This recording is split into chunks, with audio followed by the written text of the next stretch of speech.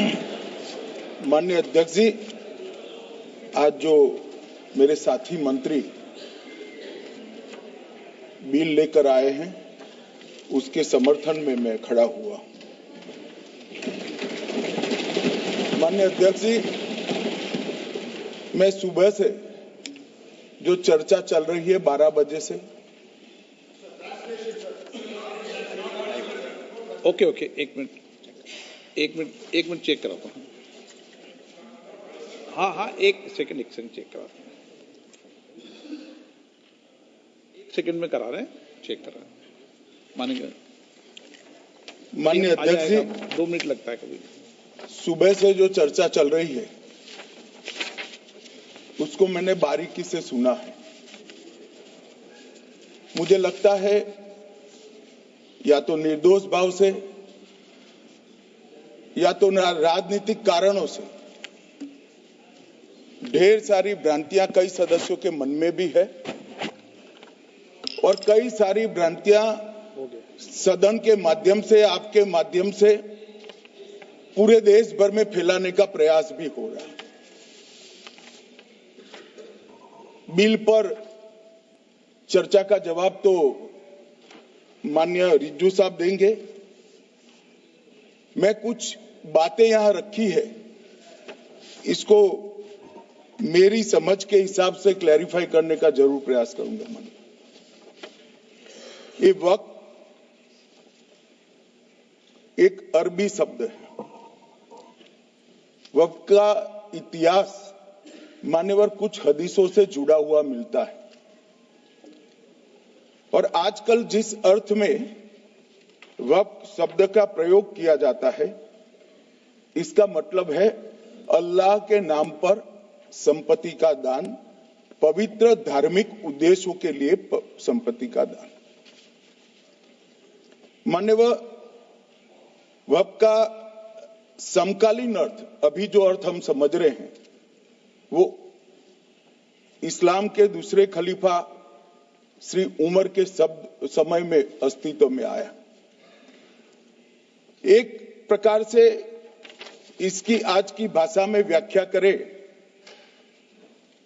तो वक्फ एक प्रकार का चैरिटेबल एंडोनमेंट है और जहां एक व्यक्ति संपत्ति, भूमि या मूल्यवान संपत्ति धार्मिक या सामाजिक भलाई के लिए दान करता है, बिना उसको वापस लेने के उद्देश्य से वहां वक्फ की रचना करती। इसमें दान देता है, वो शब्द का बड़ा महत्व है।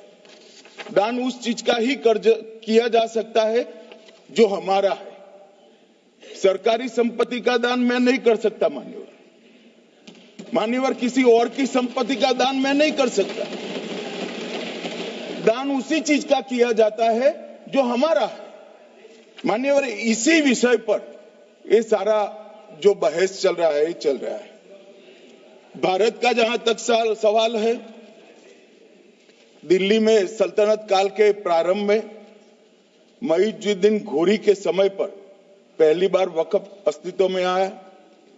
अंग्रेजों के जमाने में 1863 के धार्मिक दान अधिनियम से चलता था। बाद में चैरिटेबल प्रॉपर्टीज एक्ट 1890 से चला। उसके बाद 1913 में मुसलमान वक्फ वैलिडेटिंग एक्ट अस्तित्व में आया। तब तक ये सारी प्रक्रियाएं चैरिटेबल एक्ट के तहत चलती थी। मान्यवर, आजादी के बाद वही एक्ट को 1954 में वक्फ के केंद्रीकरण के लिए बदला गया। 95 में वक्फ न्याय अधिकरण और वक्फ बोर्डों की स्थापना की। अब ध्यान से सुनिएगा मान्यवर, वक्फ परिषद और वक्फ बोर्ड ये 1995 से आए। ये पूरा झगड़ा जो चल रहा है, आपने नॉन हिंदू को रख दिया और नॉन मुस्लिम को रख दिया, गैर मुस्लिम को रखा। वो झगड़ा वक्फ में दखल करने का है। पहले तो वक्फ में कोई गैर इस्लामिक सदस्य आएगा ही नहीं, ये स्पष्टता समझ लीजिए। ना मुतवल्ली गैर इस्लामिक होगा, ना वाकिफ गैर इस्लामिक होगा।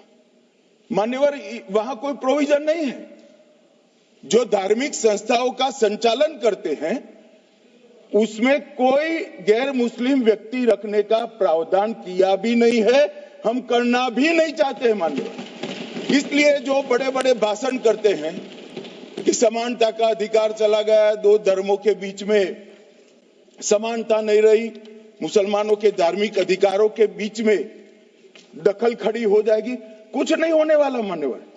इस दृष्टि से देखें तो 1995 तक वक्फ की काउंसिल और वक्फ बोर्ड था ही नहीं, वो तो 95 से आया। और मान्यवर, ये जो भ्रम खड़ा किया जाता है कि ये एक मुस्लिम भाइयों के धार्मिक क्रियाकलापों के अंदर, उनके दान की हुई संपत्ति के अंदर दखल करने का है, ये बहुत बड़ी भ्रांति फैलाकर माइनॉरिटी को डराकर अपनी वोट बैंक खड़ी करने के लिए किया जा रहा है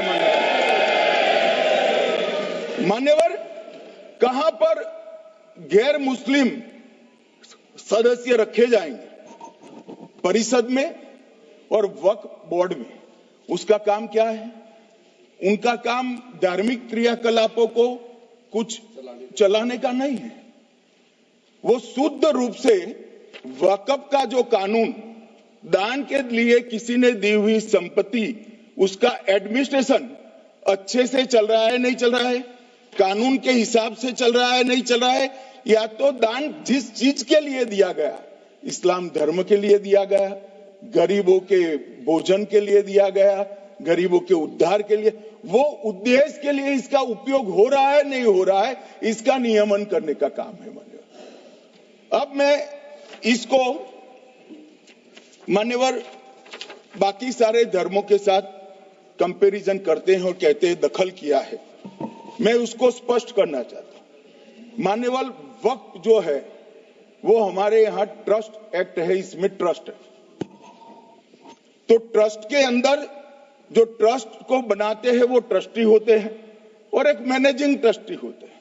वक्फ में वाकिफ होता है, वक्फ होता है और मुतवल्ली होता है। ये सारे इस्लाम के अनुयायी हैं मानव। अरे भाई, आप कह रहे हो, हम तो कह रहे हैं क्योंकि इसका वक्फ शब्द ही इस्लाम से आया है, इसलिए हम कह रहे हैं कि वक्फ वो ही कर सकता है जो इस्लाम का अनुयायी हो।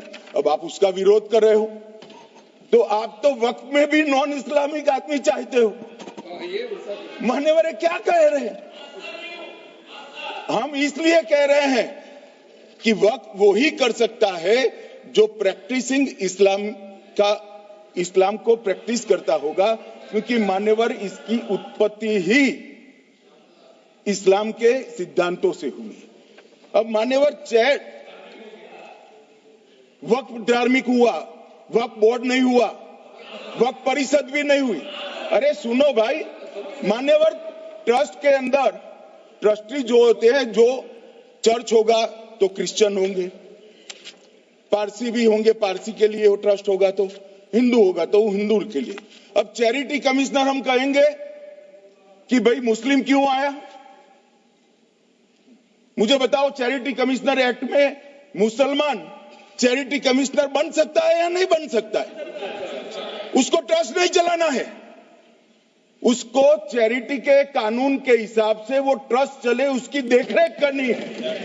ये धार्मिक नहीं है, ये धर्म का काम नहीं है मान्यवर, ये एडमिनिस्ट्रेटिव वर्क है। और इसलिए तो फिर चैरिटी कमिश्नर हिंदू होगा तो वो क्रिश्चियनों के ट्रस्ट का कैसे देखरेख करेगा? चैरिटी कमिश्नर क्रिश्चियन होगा तो जैनियों के और हिंदुओं के ट्रस्ट का कैसे देखरेख करेगा? अब बताओ कि सारे ट्रस्ट के चैरिटी कमिश्नर अलग अलग बन, देश तोड़ दोगे आप लोग, तोड़ दोगे। हमने साहब, मैं अभी भी आपके माध्यम से, इस सदन के माध्यम से देश भर के मुसलमान भाइयों बहनों को कहना चाहता हूं, आपके वक्फ में एक भी नॉन मुस्लिम नहीं आएगा। ये एक्ट में ऐसा कोई प्रावधान नहीं। मगर जो वक्फ बोर्ड है और वक्फ परिषद है, उसका काम क्या है? वक्फ की संपत्तियां मान्यवर बेच खाने वाले लोगों को पकड़कर इसके बाहर निकालने का। वक्फ के नाम पर औने पौने दाम में संपत्तियों को 100-100 साल तक किराए पे देने वाले लोगों को पकड़ना है। वक्फ का जो पैसा होता है, इनकम जो गिरती जा रही है, जिसके माध्यम से माइनॉरिटी का विकास करना है, माइनॉरिटी को आगे बढ़ाना है, इस्लाम धर्म की सारी धार्मिक संस्थाओं को पुख्ता करना है। ये पैसा जो चोरी होता है ना, उसको पकड़ने का काम वक्फ बोर्ड, वक्फ परिषद करे। और मान्यवर वो चाहते हैं कि इनके राज में जो मिलीभगत चली वो चलती रहे। ये नहीं चलेगी, ये नहीं चलेगी। और मान्यवर मैं आज आपको बताना चाहता हूं क्या स्थिति हुई है। मान्यवर सबने कहा, रिपीटेशन भी होगा, परंतु मैं कहना चाहता हूं मान्यवर कि वक्फ के 2013 में जो अमेंडमेंट्स आए, अब बिल किरण भाई का है, मगर मैं कह सकता हूं कि वक्फ का 2013 का अमेंडमेंट न किया होता तो ये बिल लाने की शायद जरूरत न पड़ती। सब कुछ अच्छा चलता था। 14 में चुनाव आने वाला था, 13 में रातों रात तुष्टीकरण करने के लिए वक्फ कानून को एक्सट्रीम बना दिया गया। और मान्यवर इसके कारण क्या हुआ? इसके कारण दिल्ली लुटियन की 123 वीवीआईपी संपत्ति कांग्रेस सरकार ने जब चुनाव मुहाने पर थे, 25 दिन दूर था, वक्फ को देने का काम कर दिया। दिल्ली वक्फ बोर्ड ने उत्तरी रेलवे की भूमि वक्फ के नाम घोषित कर दी। हिमाचल में वक्फ की संपत्ति बताकर उस पर अवैध मस्जिद बनाने का काम किया। 250 हेक्टेयर क्षेत्रफल वाले 12 गांव पर वक्फ का स्वामित्व हो गया तब तमिलनाडु में। और मान्यवर तमिलनाडु के 1500 साल पुराने तिरुचेंदुरई मंदिर की 400 एकड़ भूमि को वक्फ की संपत्ति घोषित कर। ये जब मंदिर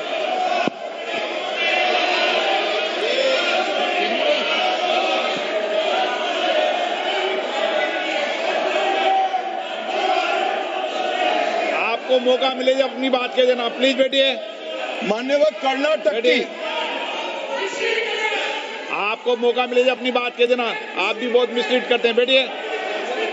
गृह मंत्री जी। मान्यवर कर्नाटक की मणिपट्टी समिति का रिपोर्ट में पढ़ रहा हूं, इसमें मेरा कुछ नहीं है, खड़े मत हो जाना। ये मणिपट्टी समिति का रिपोर्ट है। 29,000 एकड़ भूमि वक्फ की बिजनेस के उपयोग के लिए किराए पर दे दी। मान्यवर 2001 से 12 के बीच 2 लाख करोड़ की वक्फ की संपत्ति निजी संस्थानों को हस्तांतरित कर दी 100 साल की लीज पर। मान्यवर बेंगलुरु में उच्च न्यायालय में बीच में पढ़ना पड़ा, 602 एकड़ भूमि को जब्त करने से रोकना पड़ा।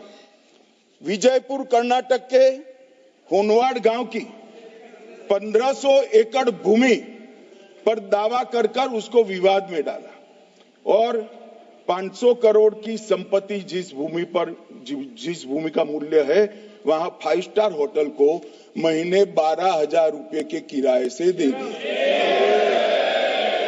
अब मान्यवर ये कहते हैं कि इसका हिसाब किताब न करो, इसकी देखरेख न करो। भाई ये पैसा जो है देश के गरीब मुसलमान का है, ये धन्ना सोटों की चोरी के लिए नहीं, ये इसको रोकने के लिए। और इनके जो ठेकेदार बैठे हैं मान्यवर, ये यहां गरज गरज कर बोलते हैं, कुछ तो समझे बगैर बोलते हैं, कुछ समझ कर बोलते हैं। उनको लगता है कि इससे हम जीत जाएंगे। मान्यवर, कर्नाटक में दत्तापीठ के मंदिर पर क्लेम किया,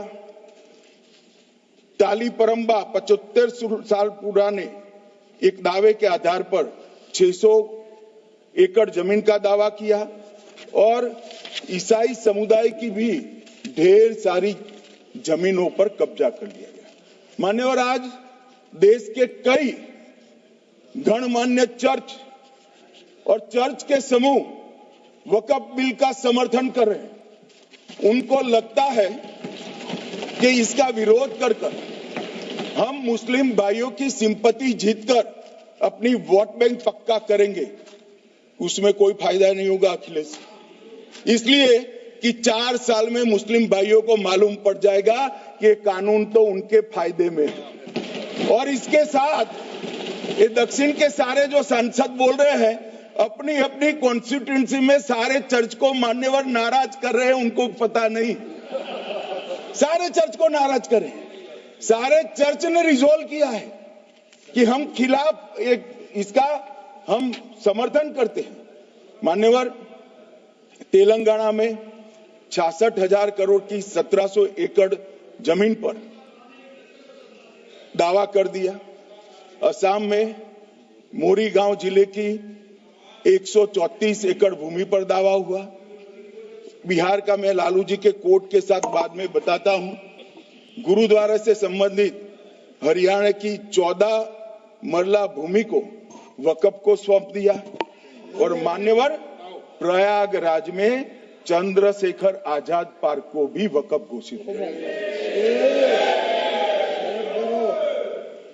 और मान्यवर, महाराष्ट्र के वडानगे गांव में महादेव की मंदिर पर दावा किया और बीड में कंकलेश्वर मंदिर की 12 एकड़ जमीन वक्फ बोर्ड ने जबरन ले ली।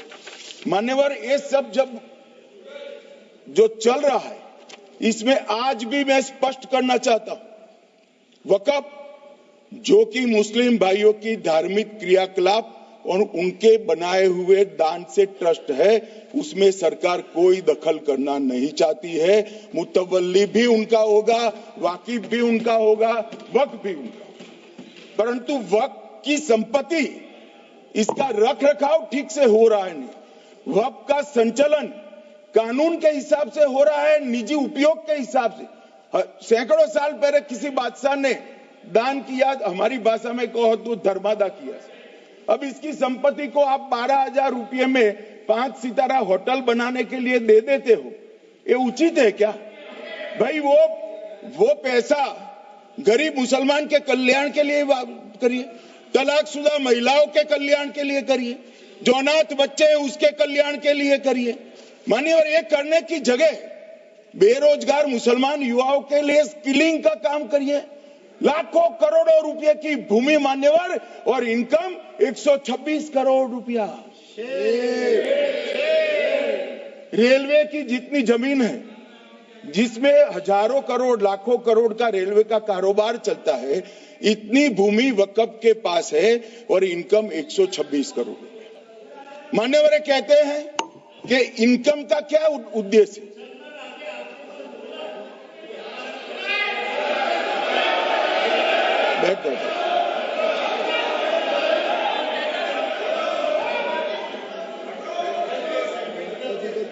मान्यवर, मैं दादा की टेंशन समझ रहा हूं, ये बंगाल के मुसलमान भी सुन रहे हैं, तो उनको टेंशन होना स्वाभाविक है।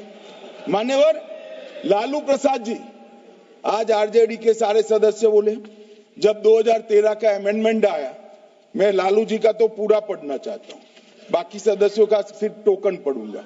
लालू जी ने क्या कहा? मैडम, सरकार जो यह संशोधन विधेयक पेश किया है, सरकार की पहल का हम स्वागत करते हैं। शाहनवाज हुसैन जी और अन्य माननीय सदस्यों ने अपनी बातों को यहां रखा, मैं उसका समर्थन करता हूं। आप देखिए, सारी जमीनें हड़प ली गई है, चाहे सरकारी हो या गैर सरकारी। वक्फ बोर्ड में जो काम करने वाले लोग हैं उनके द्वारा सारी प्राइम लैंड को बेच दिया गया है। पटना में ही डाक बंगले की जितनी प्रॉपर्टी थी सब पर अपार्टमेंट बन गए। इस तरह की काफी लूट खसोट हुई है।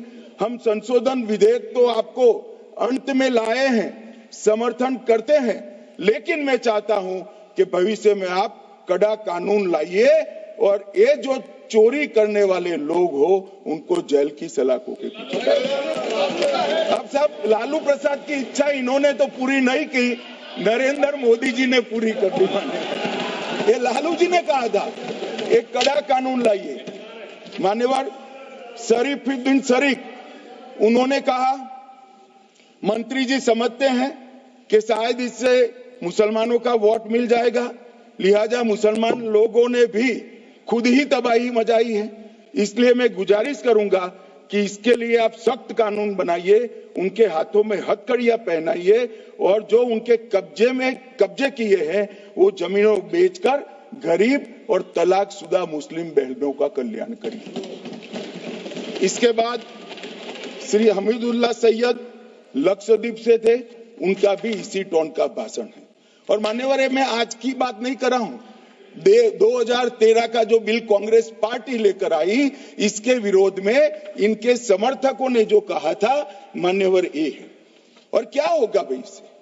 पारदर्शी ऑडिट होगी, आज ऑडिट ही नहीं हो रही। रिपोर्ट ऑनलाइन जमा करने की सिस्टम नहीं है, वो होगी, रिपोर्ट देनी पड़ेगी, बैलेंस शीट जमा करनी पड़ेगी, ऑडिट होगी, कैग के रिटायर्ड ऑफिसर ऑडिट करेंगे और मान्यवर पारदर्शिता आएगी। इससे क्यों डरना चाहिए किसी को? पारदर्शिता से क्यों? और वक्फ बोर्ड और वक्फ परिषद, इसका कोई ऑर्डर हम ऐसा नहीं लिख रहे हैं कि कोर्ट में नहीं जा सकते। आपने तो कर दिया था कि ये ऑर्डर को कोई कोर्ट में चैलेंज ही नहीं कर सकता। पूरा संविधान वहां समाप्त कर दिया मान्यवर। और मान्यवर, हम तो इसको कहते हैं कि कोई भी चैलेंज कर सकता है कायदे की अदालत में। इस देश में संविधान का राज है, ग्रीवेंसेस जिसका भी हो कोर्ट में जा सकता है। 2013 में जिसकी भूमि हड़पी, इसके ग्रीवेंसेस को भी कोर्ट के फोरम से बाहर करने का पाप एक कांग्रेस पार्टी ने किया। मान्यवर, एक अफवाह और फैला रहे, रिट्रोस्पेक्टिव इफेक्ट से आ रहा है। मैं स्पष्ट कर देना चाहता हूं, इस सदन में बोलने के वक्त जिम्मेदारी के साथ बोलना चाहिए। अगर ये कानून का पहला पेज और तीसरी तक धाराएं भी पड़ी होती तो इसमें स्पष्ट लिखा है ये कानून का अमल जिस दिन पारित होने के बाद भारत सरकार नोटिफिकेशन बाहर निकालेगी उस दिन के बाद होगा। मतलब रिट्रोस्पेक्टिव इफेक्ट नहीं है, मगर मुस्लिम भाइयों को डराया जा रहा है कि रिट्रोस्पेक्टिव इफेक्ट से आएगा।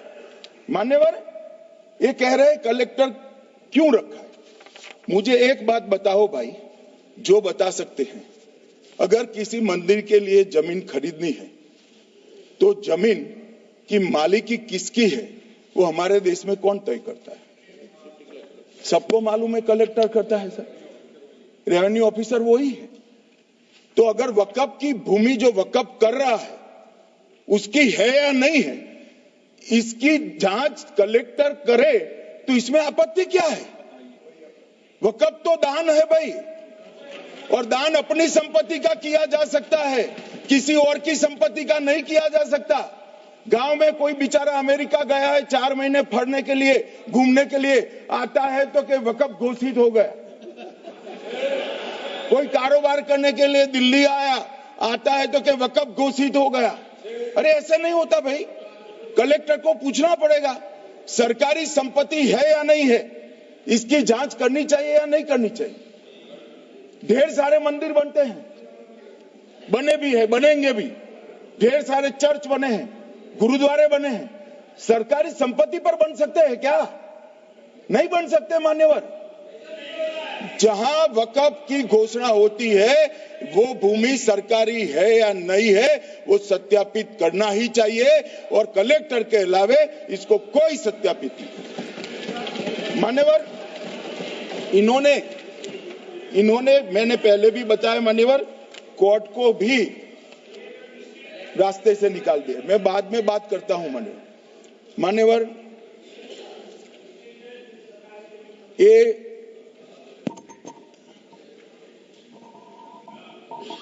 मान्यवर एक उपयोग के आधार पर वक्त की समाप्त। मान्यवर ये कह रहे हैं कि सैकड़ों सालों से वहां प्रैक्टिस है।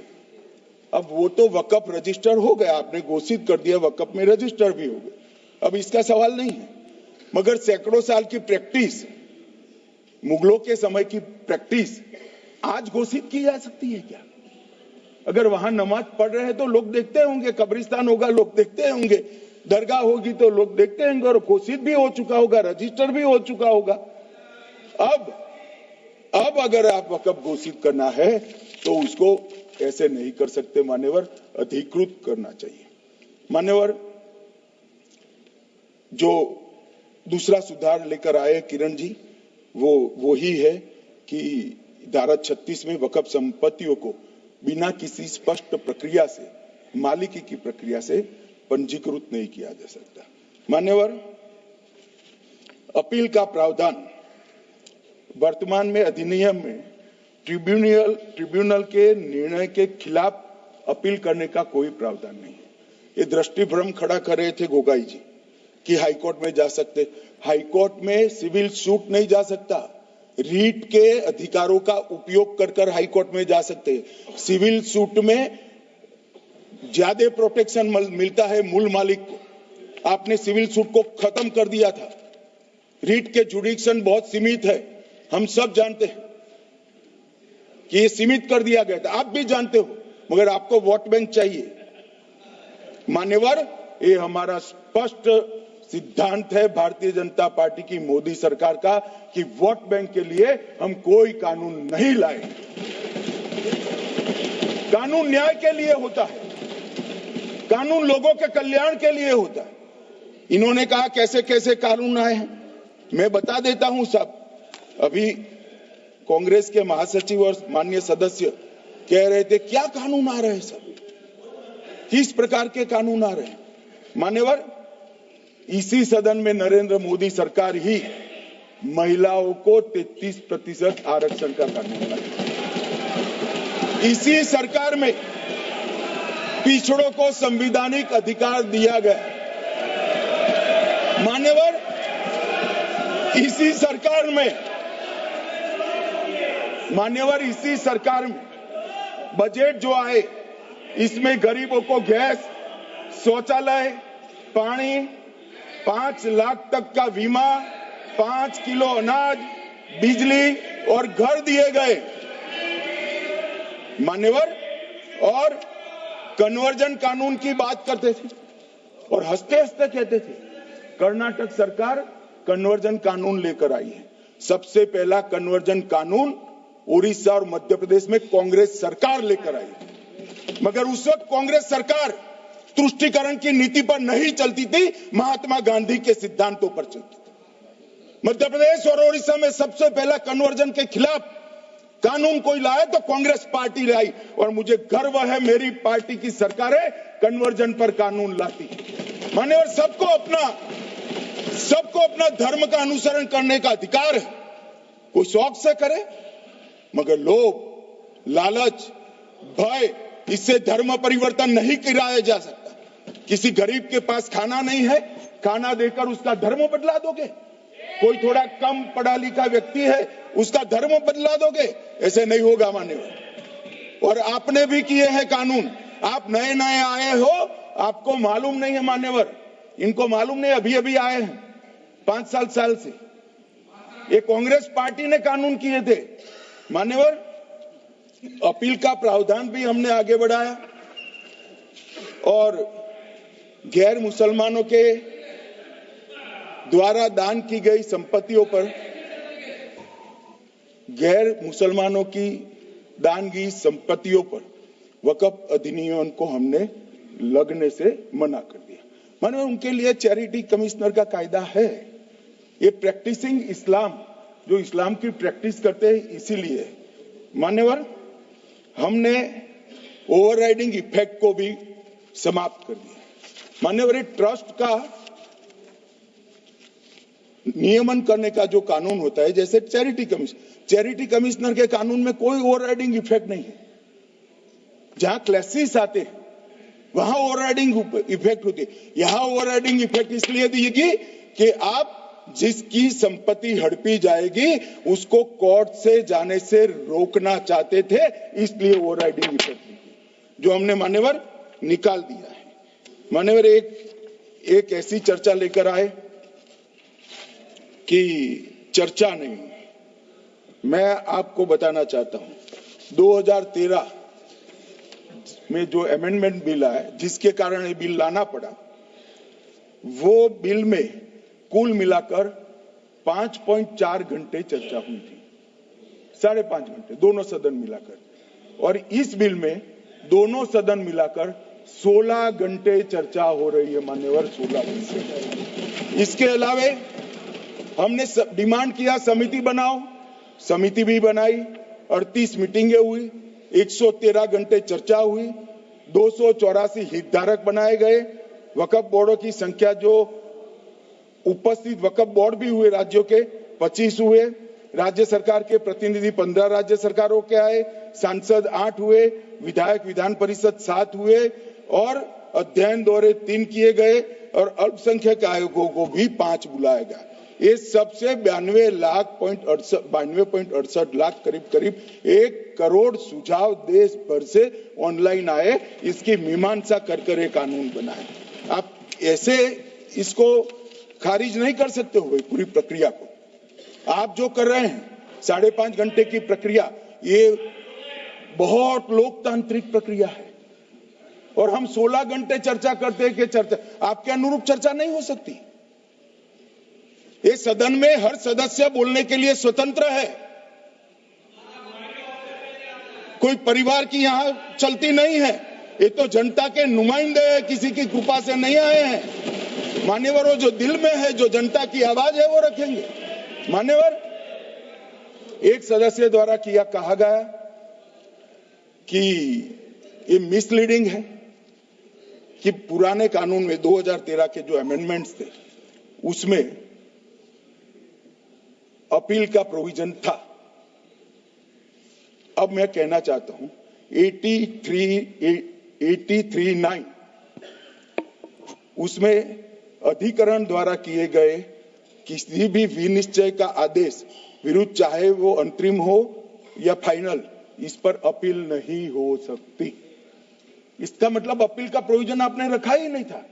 सिविल न्यायालय, राजस्व कोर्ट और अन्य प्राधिकरण उसके अधिकार क्षेत्र पर भी प्रतिबंध लगा दिया, और सरकारी अधिसूचना जो बाद में वक्फ बोर्ड और वक्फ परिषद के एडवाइस से होगी, इसको भी कोई चुनौती नहीं दे सकता।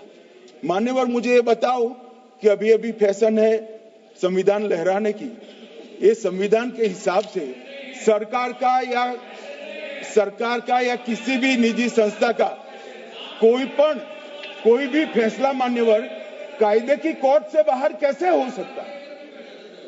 कोई भी फैसला, ये देश की अदालत वो फैसले तक रुचि नहीं रखेगी। नागरिक ग्रीवेंसेस लेकर कहां जाएंगे? जिसकी भूमि हड़प कर ली गई वो कहां जाएगा? ऐसा नहीं चलेगा। आपकी वोट बैंक के लिए आपने किया था, हम खारिज कर रहे हैं, ऐसा नहीं चलेगा।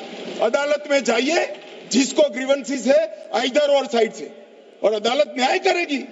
न्याय के लिए तो अदालतें बनी है। और मान्यवर, यहां एक सदस्य ने कह दिया माइनॉरिटी इस कानून को स्वीकार नहीं करेगी। क्या धमकाना चाहते हो भाई? संसद का कानून है, सबको स्वीकार करना पड़ेगा। स्वीकार नहीं करेंगे मतलब क्या है? कैसे बोल सकते हैं कोई? हम कानून को स्वीकार नहीं करेंगे। एक कानून भारत सरकार का है, हर एक पर बंधन करता होगा और इसको स्वीकार करना पड़ेगा। मान्यवर, ये हमने तो खैर वक्फ को छेड़खानी नहीं की। वक्फ बोर्ड और वक्फ परिषद के अंदर बदलाव किया है, मगर वक्फ के लिए भी क्या क्या जजमेंट आए। सैयद फजल पुकोया थंगल बनाम भारत संघ 10/11/28 को केरल उच्च न्यायालय ने उन्होंने कहा वक्फ बोर्ड एक स्टैट्यूटरी बॉडी है, यह मुस्लिम समुदाय का प्रतिनिधि निकाय नहीं है। इसका फंक्शनिंग मान्यवर एडमिनिस्ट्रेटिव है। धार्मिक क्रियाकलापों को तो वक्फ ने करना है, चाहे कब्रिस्तान हो, चाहे दरगाह हो, चाहे मस्जिद हो, चाहे चैरिटी का काम, वो वक्फ बोर्ड को नहीं करना है भाई। ये केरल हाईकोर्ट ने किया। इलाहाबाद हाईकोर्ट ने भी, उसने तो मुतवल्ली तक भी कहा है, मगर हम मुतवल्ली तो जो धर्म का है वही रखेंगे।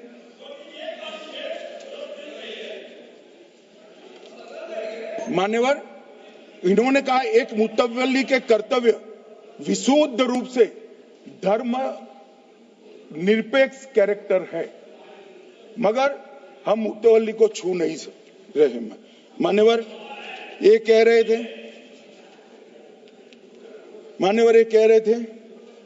कि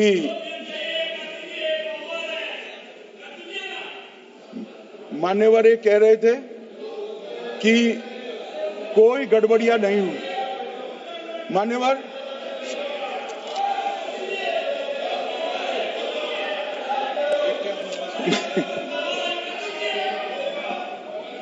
मान्यवर 2013 में अन्यायी कानून आया। भाई करने थोड़ा शांत हो जाइए। ये 26 के कारण डरे हुए और कुछ कारण नहीं। चुनाव जो है ना अक्टूबर में, 25 में जो चुनाव है इसके कारण मान्यवर भाई बैठ जाओ।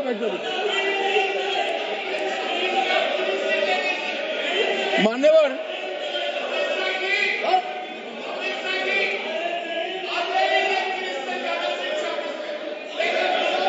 बैठ जाओ। बंगाल में आकर कहूंगा ये राजनीतिक हिसाब किताब का अखाड़ा नहीं है, छाती पर ठोक कर कहूंगा ज्यादा सीधा है।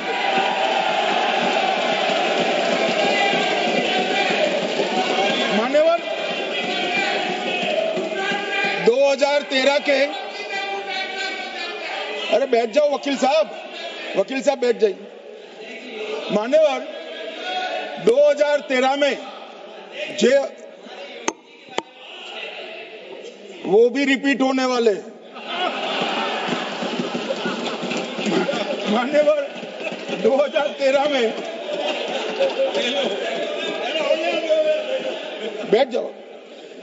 मान्यवर 1913 से लेकर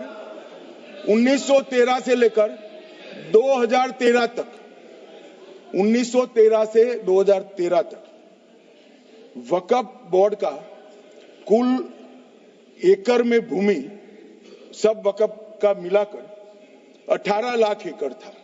मेरी विनंती है सभी सदस्य इसको ध्यान से सुनिए। 1913 से 2013 तक 18 लाख एकड़ और 13 से 25 तक एक कानून बनने का परिणाम क्या आया और नई 21 लाख एकड़ भूमि बढ़ गई। अब मान्यवर 39 लाख एकड़ जो भूमि है उसमें 21 लाख एकड़ 13 के बाद है। अब ये कह रहे हैं कि इसका दुरुपयोग नहीं हो रहा है मान्यवर। और लीज पर दी गई संपत्तियां 20,000 थी और 25 में रिकॉर्ड के हिसाब से, हो सकता है गलत भी हो सकता है, रिकॉर्ड्स के हिसाब से शून्य हो गई। तो मान्यवर संपत्तियां कहां गई? मान्यवर बेच दी गई। किसकी संपत्ति से, किसकी परमिशन से बेचा?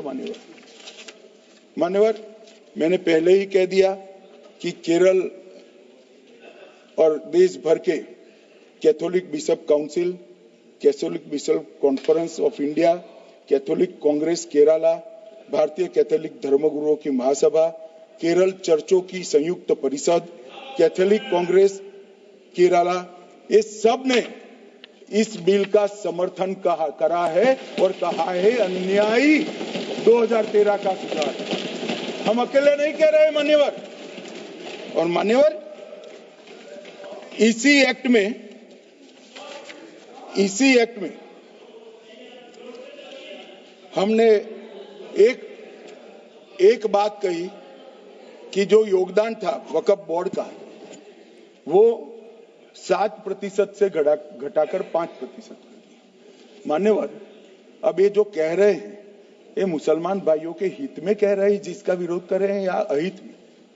अगर 7 से 5% हमने कम किया तो ये कहां जाएगा? वो वक्फ में रहेगा। वक्फ बोर्ड का कम किया है। जो मस्जिद चल रही है उसको हमने 2% बढ़ाया है। ये उल्टा समझ रहे हैं मान्यवर। ये बिल जमीनों की सुरक्षा प्रदान करेगी मान्यवर। किसी की जमीन अब घोषणा मात्र से वक्फ नहीं बनेगी, उसको प्रोटेक्शन मान्यवर। पुरातत्व विभाग और एएसआई की जमीन को हम सुरक्षा देंगे। आदिवासी भाइयों की शेड्यूल 5 और शेड्यूल 6 की जो जमीन है वो सुरक्षित हो जाएगी। निजी संपत्ति जो आम नागरिकों की है वो भी सुरक्षित हो जाएगी। और वक्फ करने के लिए स्वामित्व को दान तो साहब अपनी संपत्ति का ही कर सकते हैं, गांव की संपत्ति का दान नहीं कर सकते। तो वक्फ निजी संपत्ति से ही स्वामित्व के बगैर नहीं हो पाएगा। इसमें पारदर्शिता लाने के लिए सूचना की प्रक्रिया को दाखिल किया गया है। वक्फ बोर्ड की वक्फ की जो संपत्ति घोषित करने की अधिकार थे उसको समाप्त कर दिए। कलेक्टर से सर्टिफाइड कराना पड़ेगा और नए वक्फ पारदर्शी तरीके से पंजीकृत भी करने पड़ेंगे। रजिस्ट्रेशन के बगैर कोई संस्था नहीं चल सकती। और मुस्लिम ट्रस्ट अब तक के जो है उसको हमने इस जो माफ करना, कई सारे ऐसे मुसलमान भाई हैं जो वक्फ के कानून को अंदर दायरे में आना नहीं चाहते। मुझे मिले थे वोरा समाज वाले, वोरा समाज है, अहमदिया है, कई सारे ऐसे समुदाय हैं, सिया भी है, पसमंदाओं के भी कुछ ट्रस्ट हैं। वो सभी को मैं एक आनंद का समाचार देना चाहता हूं, अब मुसलमान भी ट्रस्ट एक्ट के अंदर अपना ट्रस्ट रजिस्टर करा सकता है। इसके लिए कंपलसरी नहीं है कि वो वक्फ के कानून में भी जाए, चैरिटी कमिश्नर एक्ट के तहत वो करने वाला है। मान्यवर, भूमि के रिकॉर्ड का कार्यालय होगा, समाचार पत्र और क्षेत्रीय भाषाओं में इसकी एडवर्टाइज दी जाएगी। ढेर सारे प्रावधान मान्यवर इसके अंदर किए हैं। महिला, सिया, पसमंदा, वोरा, अहमदिया उनका हमने समावेश किया ही है। और उन्होंने कहा, मैं सुन रहा था मान्यवर, एक फैशन हो गई। राम जन्मभूमि का मंदिर बनाने की बात आई तो इस देश के अंदर खून की नदियां बह जाएगी, मुसलमान रोड पर आ जाएगा, मुसलमानों का ये हो जाएगा, वो ट्रिपल तलाक, फिर से डर, सीए आया कि मुसलमानों की नागरिकता चली जाएगी। जिन जिन ने भाषण किया है, एक मुसलमान की नागरिकता गई है तो बता दो। मुसलमान भी जानता है। और मैं तो आपके माध्यम से देश के मुसलमानों को अपील करना चाहता हूं मान्यवर, मैंने बहुत झेला है। ये कहते थे कि सीए कानून मुसलमानों की नागरिकता लेने 2 साल हो गए, एक भी मुसलमान की नागरिकता गई है तो सदन के पटल पर रखी। कितना झूठ फैलाया इन्होंने। मान्यवर, धारा 370 हटाई, ये कह रहे थे मुसलमानों का ये हो जाएगा, वो हो जाएगा। फिर से उमर अब्दुल्ला जीत कर आज शासन कर रहे हैं। आतंकवाद समाप्त हो गया, विकास शुरू हो गया, पर्यटन बढ़ गया। मान्यवर, एक कांग्रेस पार्टी और उसके साथियों ने मुसलमान भाइयों को डरा डरा कर अपनी वोट बैंक खड़ी करने का काम किया। हम नहीं डरा रहे हैं मुसलमानों को, आप डरा रहे हो भाई। आप कह रहे हो ये हो जाएगा। मैं कहता हूं इस देश के नागरिक को किसी भी धर्म का हो कोई आंच नहीं आएगी मान्यवर। ये नरेंद्र मोदी सरकार का सरकार। मान्यवर,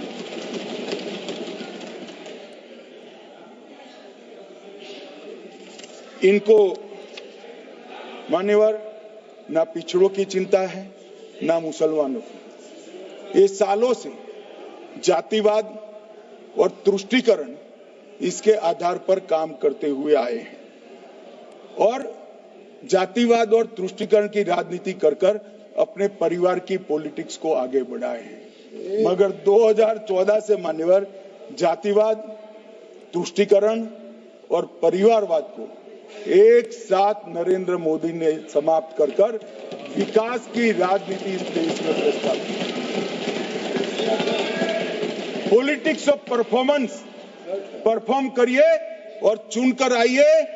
3 टर्म मोदी जी को चुना है और 3 टर्म भारतीय जनता पार्टी की सरकार रहने वाली है। मेरी बात ठीक कर मान्यवर।